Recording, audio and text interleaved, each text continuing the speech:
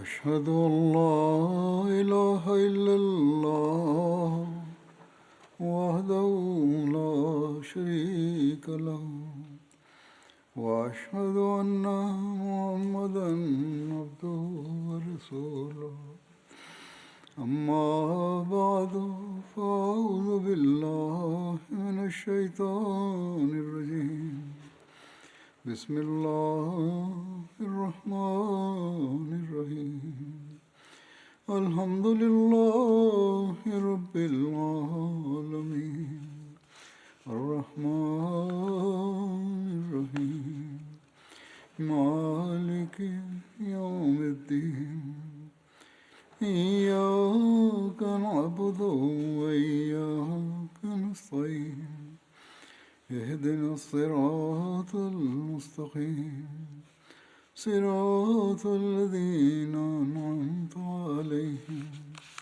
غير المغضوب عليهم ولا الضالين. يقول ميرزا بشير أحمد رضي الله عنه في بيان هذه الواقعة: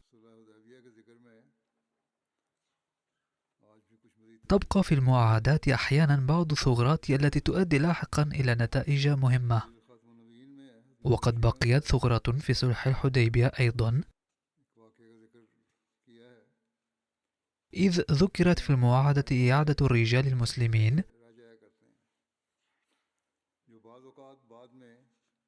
ولم يرد فيها ذكر للنساء اللواتي يقبلن الإسلام من أهل مكة ويأتين إلى المسلمين. وسرعان ما ظهرت للعيان ظروف أدت إلى تبيان هذه الثغرة للكفار، فبعد فترة قصيرة من المعاهدة واصلت بعض النساء المسلمات إلى المدينة من مكة هاربات من أسر الكفار. أولهن أم كلثوم ابنة الزعيم المشرك المتوفى عقبة بن أبي معيط، وهي أخت عثمان بن عفان رضي الله عنه من جهة الأم. وصلت أم كلثوم إلى المدينة بشجاعة كبيرة ماشية على الأقدام، وحضرت أمام النبي صلى الله عليه وسلم معلنة إسلامها. وسرعان ما لحقها أقاربها للقبض عليها وطالبين بإعادتها، وادعوا أنه لا شك أن المذكورين في المعاهدة هم الرجال، ولكن المعاهدة صبغة عامة وتشمل الرجال والنساء على حد سواء. أما أم كلثوم فادعت أن المعاهدة لا تشمل النساء، لأن المرأة جنس ضعيف وتعد تابعة للرجل،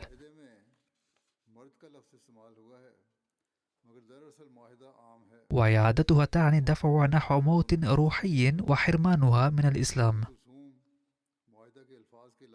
لذلك لم يكن استثناء النساء من المعاهدة ضروريا من حيث المعاهدة فقط، بل كان ضروريا بحسب مقتضى العقل والعدل أيضا. فحكم النبي صلى الله عليه وسلم لصالح أم كلثوم، وعاد أقاربها صفر اليدين.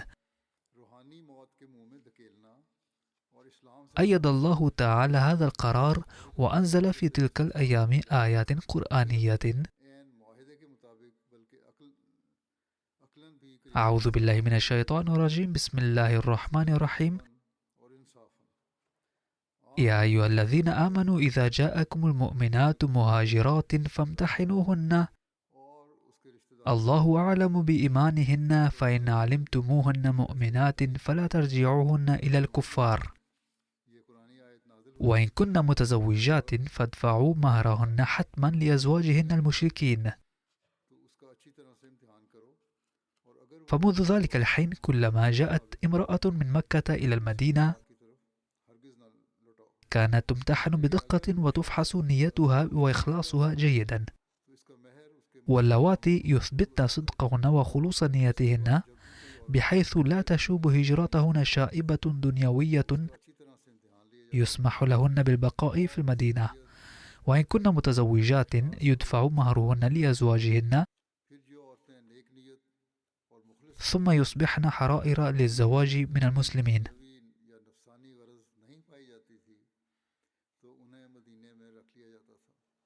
كذلك ورد ذكر حادث آخر يتعلق بأبي بصير رضي الله عنه ضمن شروط المواعدة المذكورة، وقد أورد ميرزا بشير أحمد رضي الله عنه تفصيله كما يلي: كانت إحدى شروط المواعدة الحديبية أنه إذا جاء شخص من قريش إلى المدينة مسلما बसीर का है, इसकी तफसील فإن أهل المدينة لن يمنحوه اللجوء بل يعيدونه. की शर्तों में से أما إذا ارتد مسلم عن الإسلام وتوجه إلى مكة فلن يعيده أهل مكة.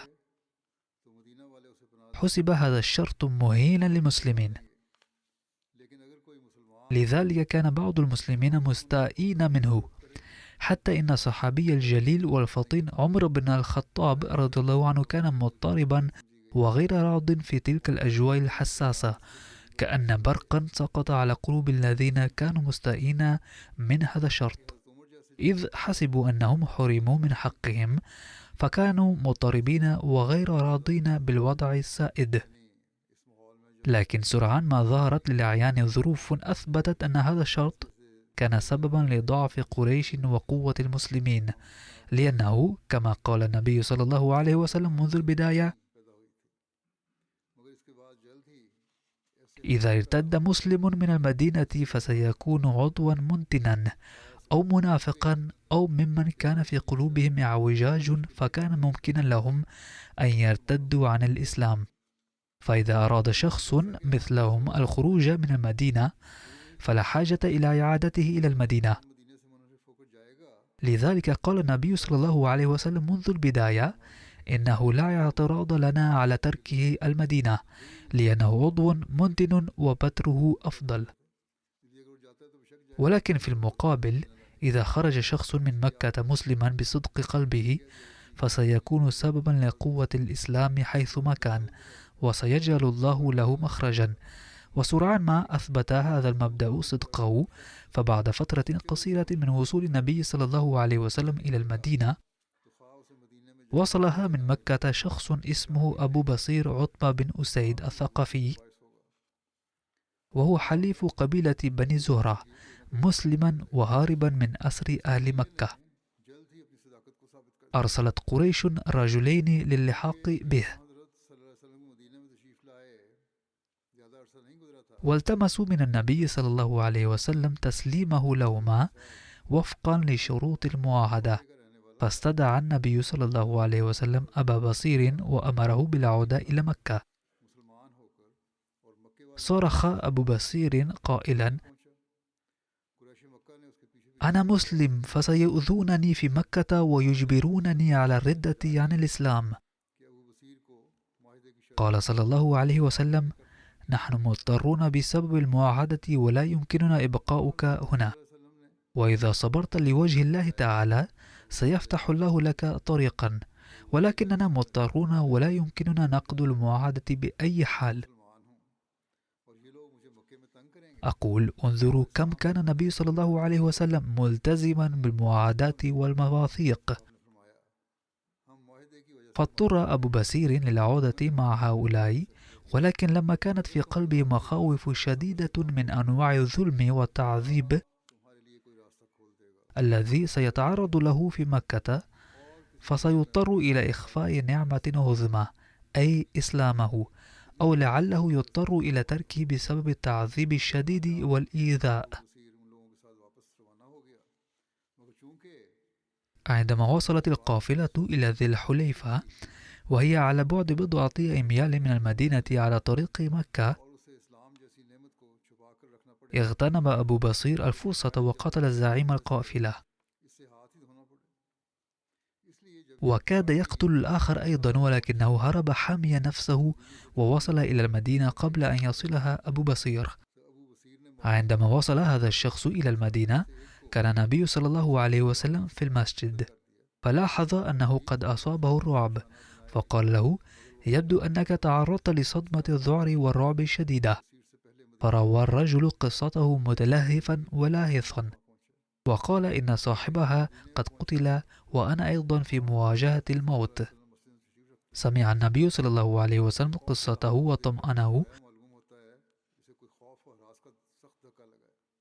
وفي هذه الأثناء جاء أبو بصير حاملا سيفه وقال للنبي صلى الله عليه وسلم: كنت قد سلمتني لقريش يا رسول الله، وانتهت مسؤوليتك، ولكن الله أنقذني الآن من القوم الظالمين، ولم تعد عليك الآن أي مسؤولية تجاهي.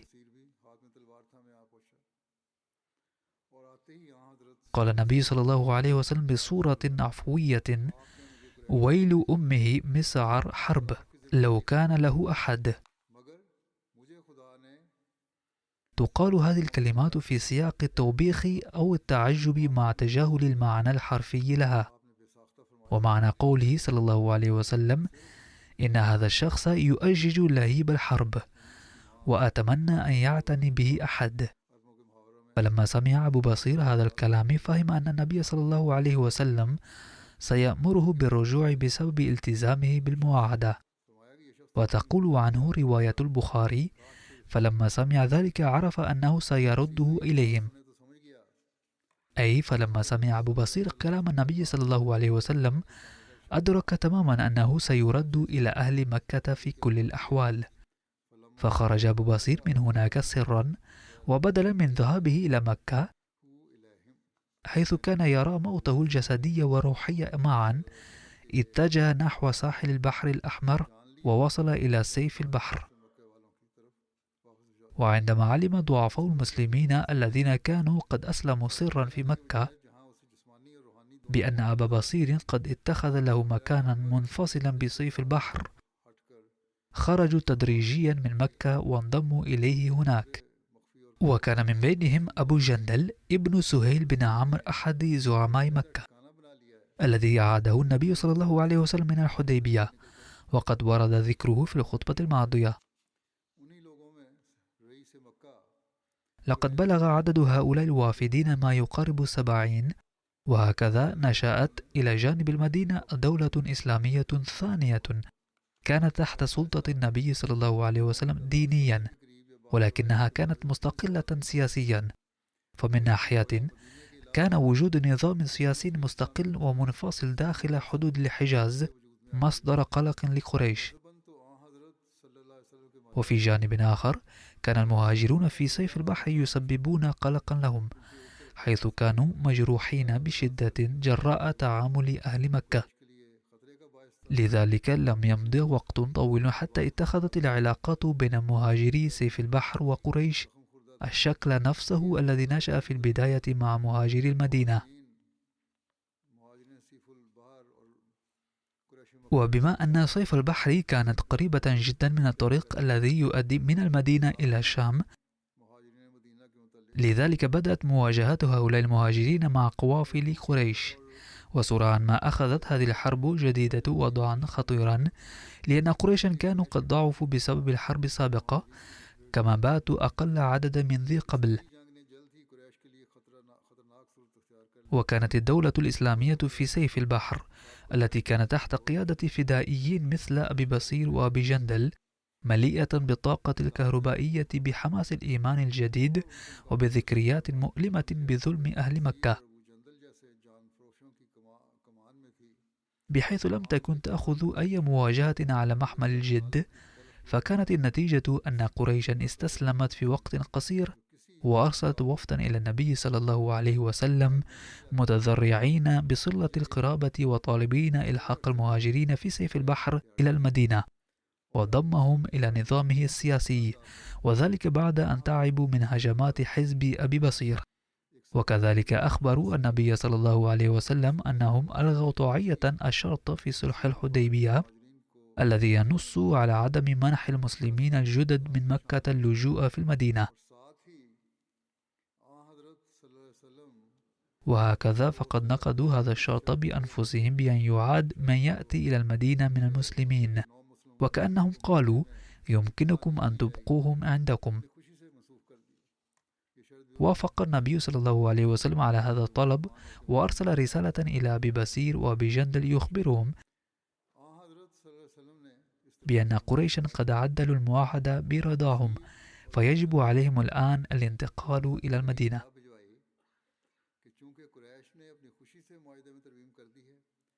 عندما وصل رسول النبي صلى الله عليه وسلم إلى سيف البحر، كان أبو بصير مريضا وراقدا في حالة صحية حرجة. أمسك أبو بصير الرسالة المباركة بشغف، وبعد وقت يسير لفظ أنفاسه الأخيرة وهو في هذه الحالة. توفي قائدهم، وبعد ذلك وصل أبو جندل وأصحابه إلى النبي صلى الله عليه وسلم بمشاعر مختلطة من الحزن والفرح بعد أن دفنوا قائدهم الشجاع والكريم أبو بصير في سيف البحر.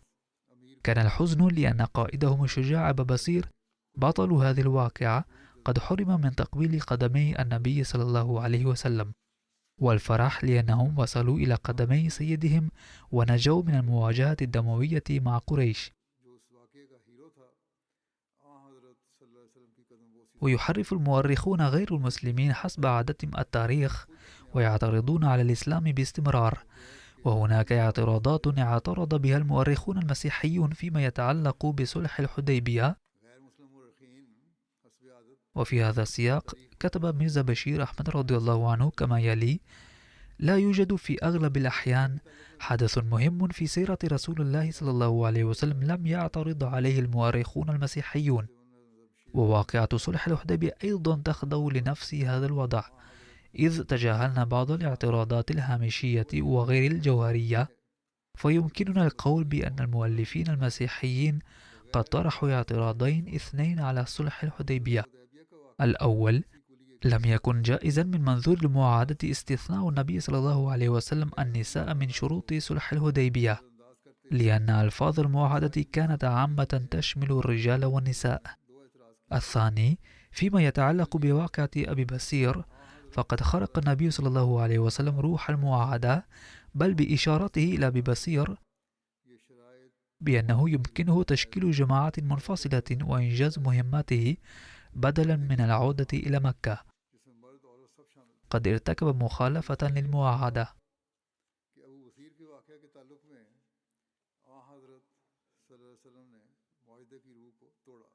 وفي الرد على هذين الاعتراضين ينبغي أولا التذكر بأن هذه المعاهدة كانت مع قريش مكة، وهي القبيلة التي ناصبت النبي صلى الله عليه وسلم الأعداء منذ بداية الإسلام.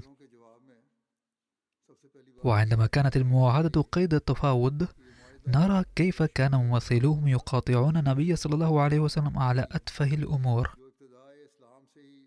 على أية حال، يعتاد هؤلاء على الاعتراض والطعن في كل مناسبة، كما أنهم لم يكونوا قبيلة بعيدة، بل كانوا من قبيلة النبي صلى الله عليه وسلم وقومه الذين كانوا على دراية كاملة بجميع الظروف. فإن قريشا الذين تمت المعاهدة معهم كانوا من قبيلة النبي صلى الله عليه وسلم وقومه، فكانوا على علم بجميع الأمور، وكانوا قد كتبوا هذه المعاهدة بكل التفاصيل. وعليه فإنهم كانوا يعرفون تماما إن كانت المعاهدة تشمل الرجال والنساء معا أم لا. وعلى أية حال، يكتب ميرزا بشير أحمد رضي الله عنه: إن جميع تفاصيل شروط المعاهدة وخلفيتها الكاملة كانت أمام أعينهم، فحين لم يعترض على فعل النبي صلى الله عليه وسلم قريش مكة الذين كانوا قد أبرموا هذا الميثاق ولم يعتبروه مخالفا للعهد، فكيف يحق الاعتراض للذين أتوا بعد 1300 سنة والذين تخفى عليهم كثير من التفاصيل الدقيقة ولا يملكون معرفة كاملة بخلفية هذا العهد؟ فأولئك المشركين لم يعترضوا، والمستشرقون المعاصرون يعترضون على الإسلام. ويصدق على ذلك مثل: المدعي مقصر والشاهد نشيط، حيث سكت من حصلت معهم هذه القصة معتبرين إياها صوابا، والذين جاءوا بعد 13 قرنا يضخمونها كثيرا.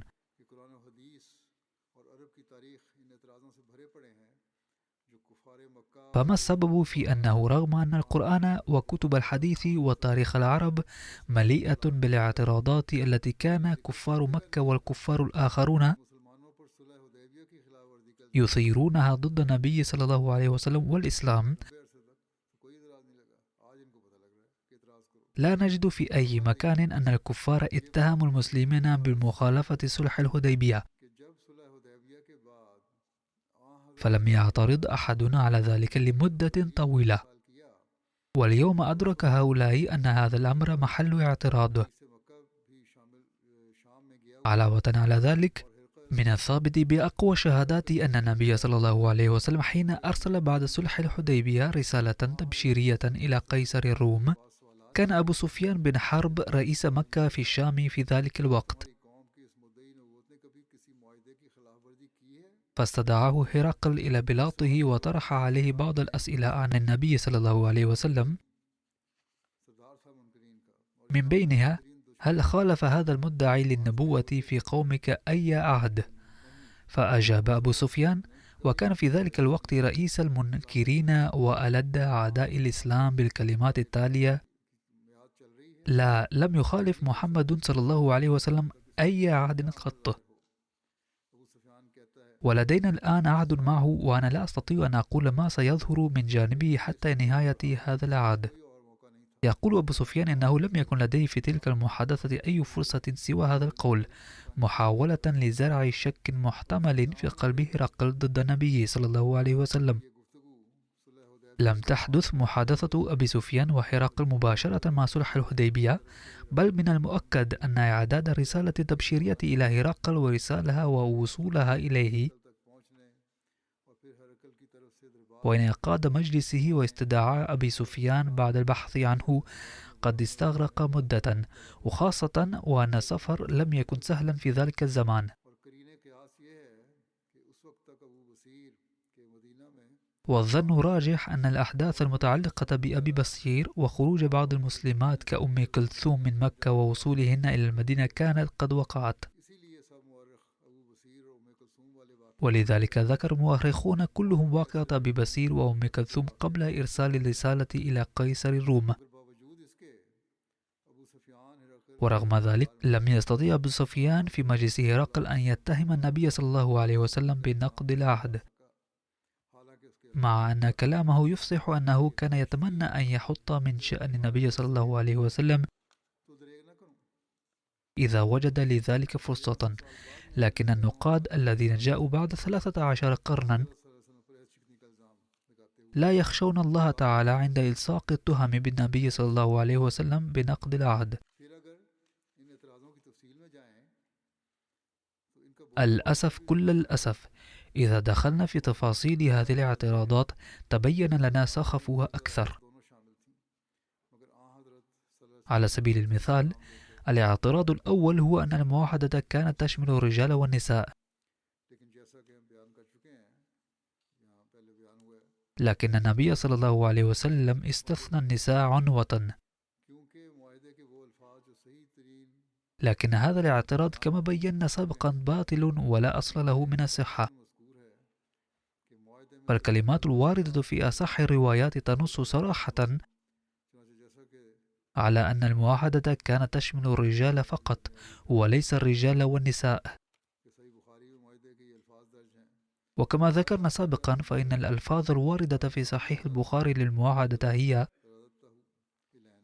لا يأتيك منا رجل وإن كان على دينك إلا رددته إلينا. مع وجود هذه الكلمات الواضحة غير القابلة للشك، فإن القول بأن المواعدة كانت تشمل الرجال والنساء لا ينافي العدل فحسب، بل يشكل خيانة شنيعة. وإذا قيل إن في بعض الروايات التاريخية لم ترد كلمة رجل، بل وردت كلمة عامة يمكن أن يفهم منها أنها تشمل الرجال والنساء، فالجواب هو أنه يجب أولا اعتماد رواية الأقوى، وما دام لفظ رجل قد ورد في أصح رواية وجب اعتباره حصرا اللفظ صحيح. علاوة على ذلك، إذا تدبرنا فإن الألفاظ الواردة في الروايات التاريخية تحمل نفس التفسير. فمثلا في كتاب سيرة الأكثر شهرة لابن هشام وردت عبارة من أتى محمدا من قريش بغير إذن وليه رده عليهم.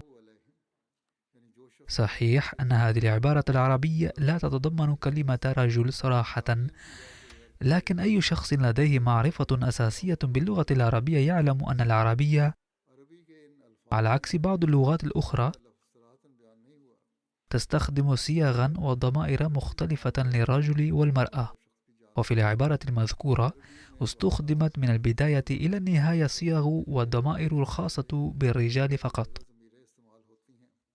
لذلك فوقا لقاعدة تفسير لغة المعاهدات سيفهم من هذه العبارة أنها تقصد الرجال فقط وليس الرجال والنساء. ولا شك أن في الكلام العام تستخدم صيغة المذكر ويقصد بها الرجال والنساء أحيانا، ولكن من الواضح أن العبارة محل النقاش ليست من هذا النوع، بل هي عبارة معاهدة لها مكانة قانونية بل أعلى من ذلك، فكل كلمة فيها يتم اختيارها بتدبر وتفكير، وتختار الكلمات بعد نقد كل فريق لها وموافقته عليها. لذا في مثل هذه العبارة يختار حصرا المعنى الأكثر تحديدا وتخصيصا. وقد سمعتم بالفعل تفاصيل الجرح والنقد في الخطبة السابقة، كيف اعترض ممثل الكفار بتفصيل دقيق، وبالتالي فإن النتيجة من هذا الجانب أيضا تنحصر في أن هذه المعاهدة شملت الرجال فقط وليس الرجال والنساء. علاوة على ذلك كما ذكرت سابقا فإن المرأة وهي تعتبر الجنس الأضعف تعتمد عادة على رحمة زوجها أو أقاربها من الرجال، وإرجاعها كان يعني أن يدفع النبي صلى الله عليه وسلم بيده إلى الكفر والشرك ثانية بعد إسلامها، وهذا لا يتنافى مع رحمة والشفقة فحسب بل ينافي العدالة أيضا. لا شك أن إرجاع الرجل إلى كفار مكة أيضا كان فيه خطر استهدافه بصنوف العذاب، ولكن الرجل رجل في كل حال، إذ هو أكثر احتمالا للأذى من المرأة، بل يمكنه السعي لنجاته بالاختباء أو الهروب أو تشكيل عصابة مع الآخرين كما فعل أبو بصير. ولكن ماذا يمكن أن تعمله امرأة ضعيفة ليس نصيبها والحال هذه إلا الحرمان من الإسلام جبرا أو الموت؟ لذا في مثل هذه الظروف كان من المستبعد جدا من النبي صلى الله عليه وسلم ذلك الإنسان الرحيم الكريم أن يرجع النساء المسلمات الضعيفات إلى أيدي الكفار الظالمين ليصبحن عرضة لاضطهادهم. إذن فما فعله النبي صلى الله عليه وسلم كان عين الصواب نظرا إلى نص الاتفاقية، وليس هذا فحسب بل أيضا بالنظر إلى مبادئ العدل والإنصاف والرحمة والشفقة.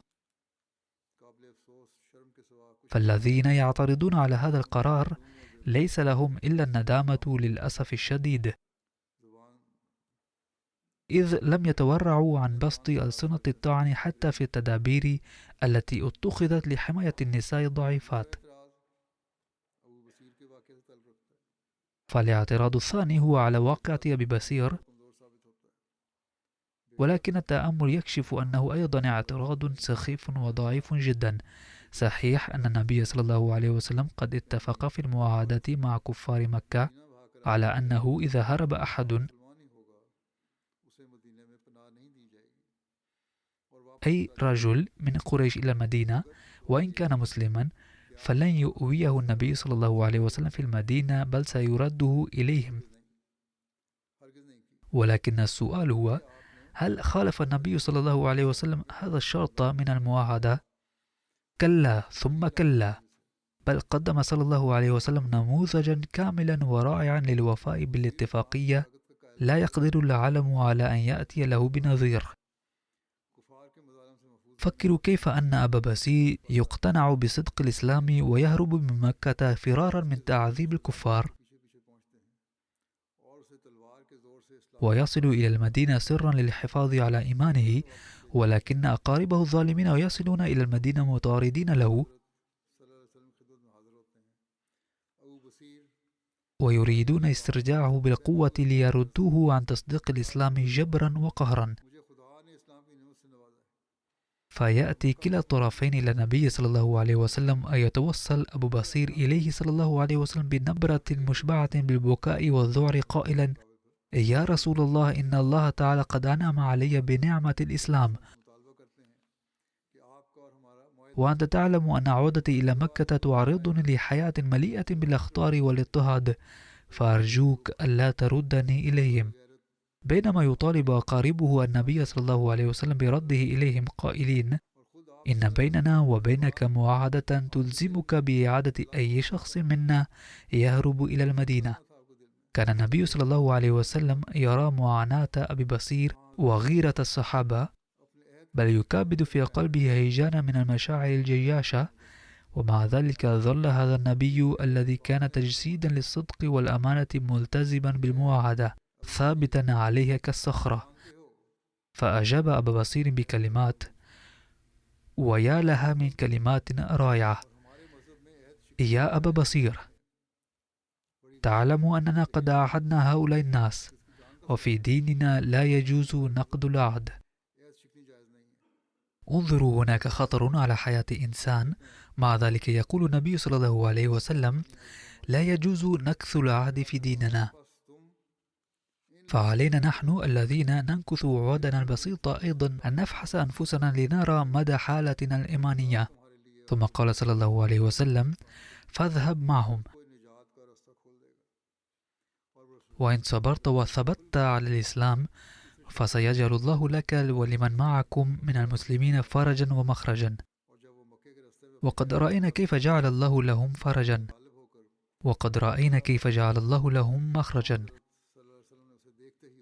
وعند سماع أمر النبي صلى الله عليه وسلم ذهب أبو بصير معه لمكة، ولكنه في طريقه إلى مكة قاتل هؤلاء الناس الذين أخذوه أسيرا وانتصر عليهم، وعاد ثانية إلى النبي صلى الله عليه وسلم.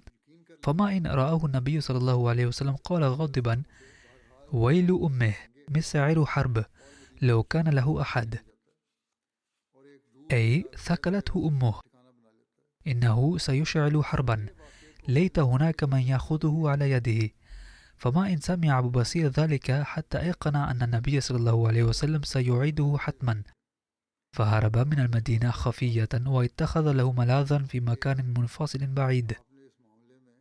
فانظروا الآن إلى هذه الواقعة بمنظور العدالة، وأخبروا: هل يقع على النبي صلى الله عليه وسلم أي مسؤولية لما حصل؟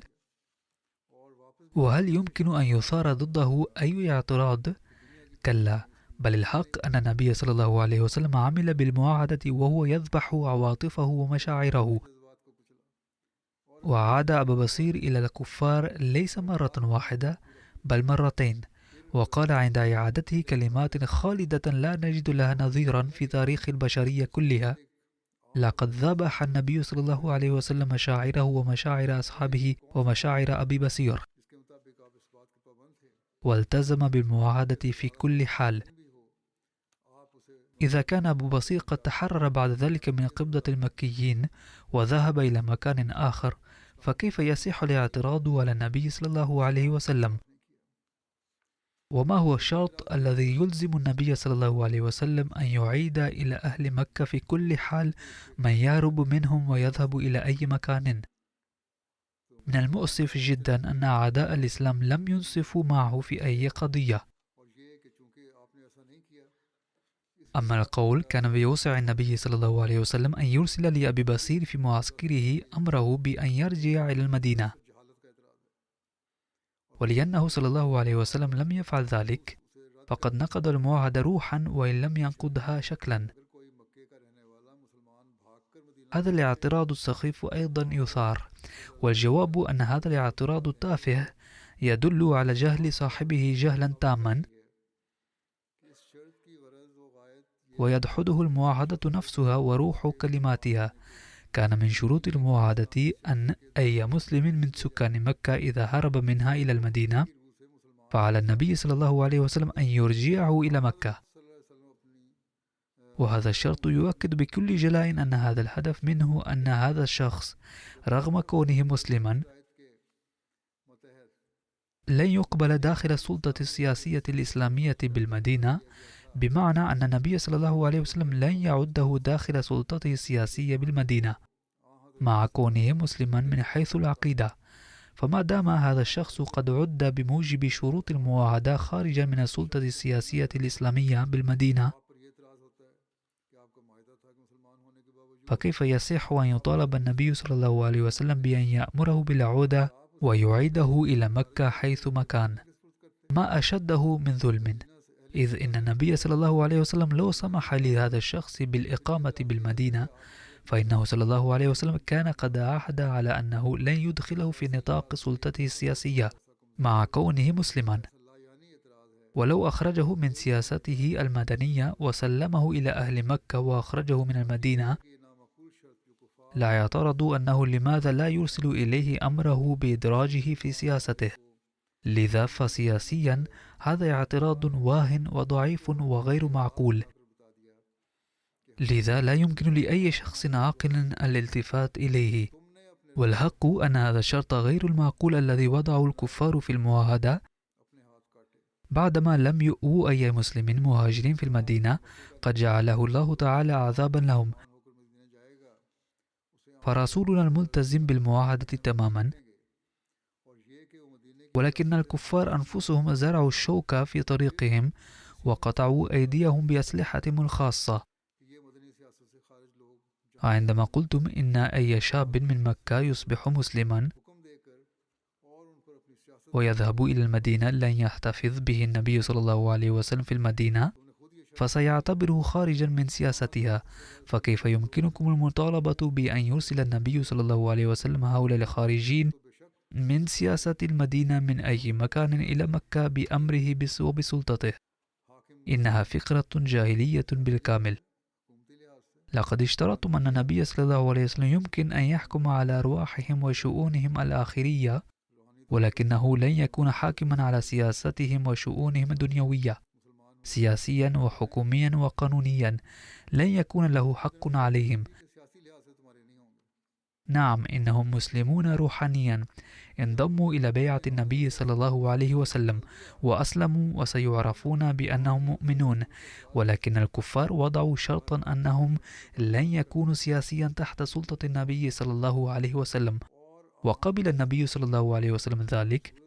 وعندما أخرجتموهم بأنفسكم من سياسة النبي صلى الله عليه وسلم فكيف يجوز الاعتراض على النبي صلى الله عليه وسلم؟ في النهاية كان هذا مكر قريش مكة الذي ارتد عليهم، وكان عمل النبي صلى الله عليه وسلم نزيها وظل نزيها. لقد أوفى بألفاظ المواعدة عند إرسال أبي بصير من المدينة إلى مكة، وأوفى بروح المواعدة كما كان المقصد الأصلي من الشرط، حيث أبقى أبا بصير وأصحابه خارج دائرة سياسته، وبالتالي بقي صادقا من كل جانب. بينما وقع كفار مكة في شباكهم الذي ألقوه بأنفسهم، وانتهى بهم الأمر بالذل حتى جاءوا إليه ليقولوا إنهم يستبعدون هذا الشرط من المواعدة. وأما الزعم بأن النبي صلى الله عليه وسلم بقوله ويل أمه مسعر حرب لو كان له أحد أشار إلى بدء الحرب، يعارضون أنه في هذه الكلمات طلب من أبي بصير بالإشارة أن يبدأ بالحرب مع قريش من خلال إنشاء فرقة منفصلة. كم هو ظلم وعقلية سيئة وجهل بالظروف الحادثة. هذه الكلمات هي فعلا دليل على صدق النبي صلى الله عليه وسلم وكراهيته للحرب غير المطلوبة. قوله هذا يعني أنه لماذا يريد إشعال نار الحرب ولم تكن فيه إشارة لتأجيج الحرب، بل يتبين منه إظهاره للبراءة والانزعاجه من فعل أبي بصير، وليس أنه يحرضه على الحرب بإشارة مخفية. وإذا كان بعض المستشرقين مثل السير ويليام ميور يظنون أن كلمات لو كان له أحد تعني أيضا لو وجد له رفيق، فإنما يعلم بذلك أنه إذا وجد أبو بصير مساعدا فيمكنه أن يثير نار الحرب. ولذا في كلامه إشارة إلى تحريضه على الحرب، فجوابه هو: أولا، المعاني التي قدمناها تتفق تماما مع اللغة العربية والتاريخ، ولها أمثلة كثيرة في الأحاديث أيضا. وحتى لو أخذنا المعنى الذي يريده ويليام مور، فإن سياق العبارة لا يحتمل إلا هذا المعنى، أن أبا بصير إذا وجد رفيقا مؤيدا سيشعل نار الحرب، ولكن الحمد لله أنه لم يجد أي مساعد في المدينة. فيخرج منه المعنى أيضا أنه لو وجد رفيقا فهذا صحيح، ولكن لا يوجد عندنا مثل هذا الرفيق الذي يساعده. فبغض النظر عن أي تفسير، فإن سياق الكلام والجمل البدائية تثبت بشكل كاف أن نية النبي صلى الله عليه وسلم كانت توبيخ أبي بصير لا تحريضه على الحرب. هل يعقل أن يبدأ شخص كلامه بالسخط والملامة قائلا: ويل أمه مسعر حرب؟ هل يمكن أن يقول بعدها: ينبغي إشعال الحرب؟ على المرء أن لا يفقد عقله في رغبة التشكيك والاعتراض، ولكن المستشركين الذين يحسبون أنفسهم مفكرين ظاهرا عند ذكر شخصية النبي صلى الله عليه وسلم وتاريخ الإسلام يبدأون بقول أمور منافية للعقل تماما. وأما الأمر الأكثر أهمية فهو كيف أثرت هذه الكلمات على أبي بصير نفسه. وفي نفس الرواية يأتي: فلما سمع أبو بصير هذه الكلمات أدرك أنه سيرده إلى مكة، فهرب سرا إلى اتجاه آخر. للأسف الشديد أن الشخص المخاطب لهذه الكلمات فهم أن النبي صلى الله عليه وسلم لم يحب فعله وسيعيده إلى مكة، ولكن هؤلاء القادمين بعد 13 قرنا يقولون إن النبي صلى الله عليه وسلم حرض أبا بصير على تشكيل جماعة منفصلة وإشعال الحرب. يا للتعصب! يجب أن يكون هناك حد للظلم. هذه هي المعايير المزدوجة للمدعين بالإنصاف والتي خلقت الفساد في العالم دائما، وما زال هذا الفساد مستمرا حتى اليوم. نسأل الله تعالى أن يمنح العقل للعالم وللمسلمين خاصة، وأن يحميهم من هذه الفتن الدجالية. آمين.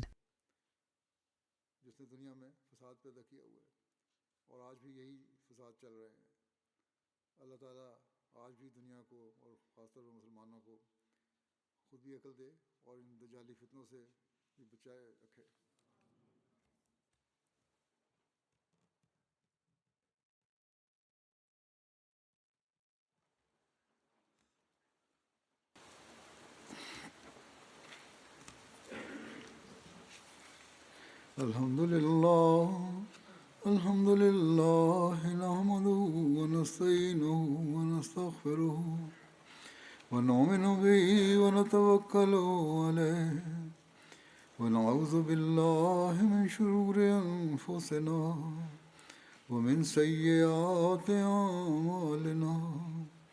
من يهده الله فلا مضل له ومن يضلل فلا هادي له. ونشهد أن لا إله إلا الله ونشهد أن محمدا عبده ورسوله. عباد الله رحمكم الله، إن الله يأمر بالعدل والإحسان وإيتاء ذي القربى وينهى عن الفحشاء والمنكر والبغي يعظكم لعلكم تذكرون. اذكروا الله يذكركم وادعوه يستجب لكم ولذكر الله أكبر.